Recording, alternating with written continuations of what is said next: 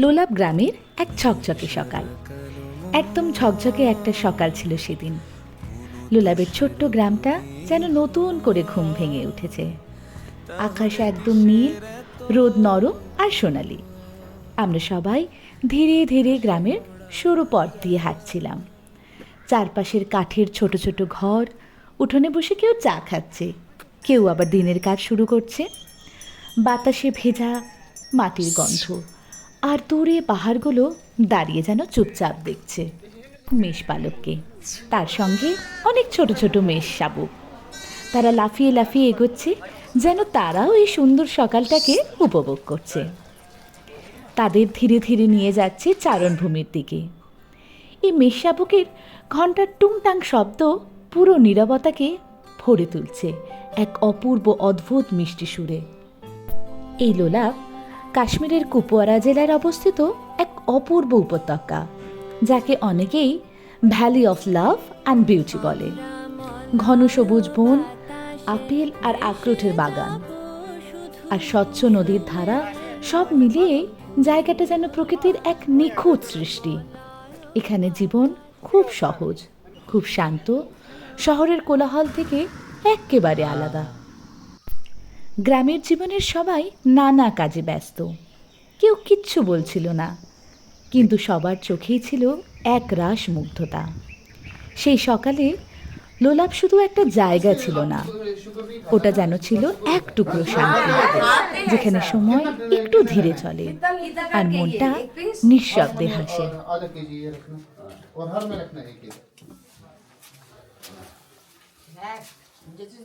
Cake देवे ना देवे रखे ये मशीन का नहीं है, नहीं अच्छा ये जो सेब का दगड़ी होता है ना, हाँ हाँ उसके ऊपर बनाता है। कुकीज टाइप हाँ। ये वाला अच्छा होगा केक दोनों मिला के दीते बोल लो।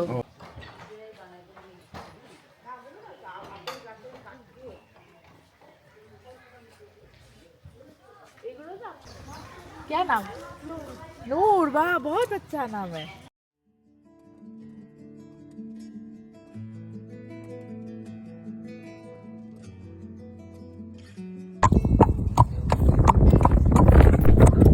আজ লোলাব থেকে বাঙ্গাস ভ্যালির পথে আমরা।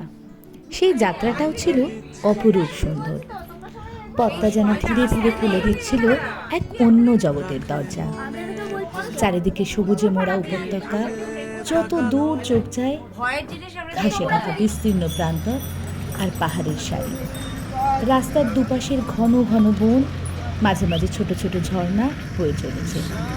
মনে হচ্ছিল আমরা যেন কোনো ছবির ভেতর দিয়ে হাঁটছি, এতটাই শান্ত, এতটাই নির্মল।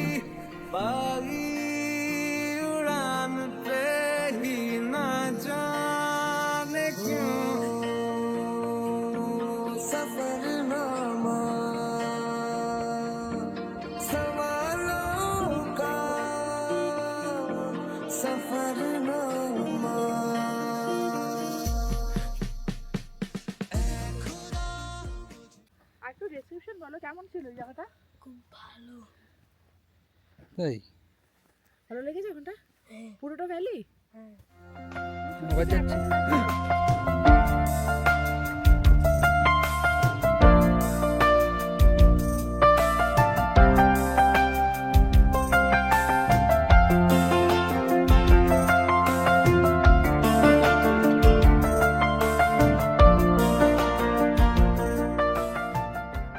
मेरे पास आओ आओ आओ।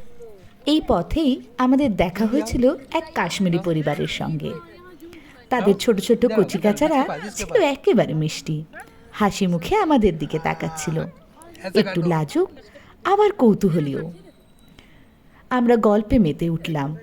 ভাষা পুরো মেলেনি, তবু হাসি আর ইশারাতেই যেন সব কথা বলা হয়ে যাচ্ছিল।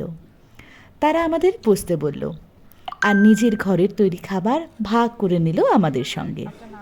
সেই খাবারের স্বাদ আজও মনে আছে, সাধারণ কিন্তু একেবারে হৃদয় ছোঁয়া, যেন ভালোবাসায় মিশেছিল প্রতিটা গ্রাস। তাদের আন্তরিকতা, সেই উষ্ণ আপ্যায়ন, সব মিলিয়ে যেন ভ্রমণের সবচেয়ে সুন্দর উপহার ছিল সেইটাই। সেদিন বুঝেছিলাম ভ্রমণ শুধু জায়গা দেখা নয়, মানুষের সঙ্গে হৃদয়ের সংযোগ তৈরি করার এক অদ্ভুত সুন্দর উপায়। ফিরে আসার পরেও মনটা পড়ে থাকলো লোলাবের সেই নীরব উপত্যকায় বা বাঙ্গাস ভ্যালির সেই অসীম সবুজে। আমরা সবাই জানি আবার একদিন পাহাড়ে ফিরব, কারণ পাহাড় শুধু জায়গা নয়, এটা একটা টান, একটা ডাক, যেটা এড়িয়ে যাওয়া যায় না। সেই সকালগুলো, সেই পথ চলা, সেই মানুষের ভালোবাসা, সব মিলিয়ে এই ভ্রমণটা যেন হয়ে উঠেছিল নিজেকে নতুন করে খুঁজে পাওয়ার গল্প। শহরের কোলাহলে আমরা অনেক কিছু হয়ে উঠি, কিন্তু পাহাড়ে গিয়ে যেন আবার নিজেকে আসল করে খুঁজে পাই।